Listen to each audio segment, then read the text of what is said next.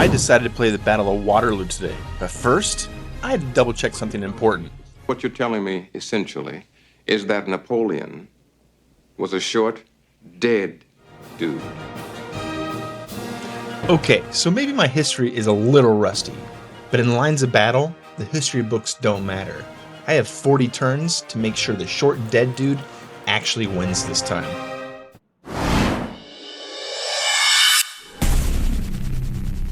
What is up, everyone? Welcome back to Mr. Bunal Gaming. Today we are trading a reflex-based panic for some turn-based anxiety. This is Lines of Battle. Now, if you've been watching the channel, you know we've been obsessed with War of Dots lately. Visually, this looks familiar. It's red versus blue, top-down tactical wargaming. But the gameplay is totally different. War of Dots is real-time chaos. Lines of Battle is a calculated turn-based simulation. Here's the situation with the game. It is currently available to play in a browser, and it has a Steam page with over 40,000 wish lists. However, the release date is still strictly to be announced. We have no idea when this full Steam version drops, but the browser version is robust enough to give us a full-on Napoleonic headache right off the gate. Now, I've got the speed cranked up to 2.5 for the middle of this battle because these matches are a marathon session. So sit back, cue the classical music, and let's see if we can rewrite history at Waterloo.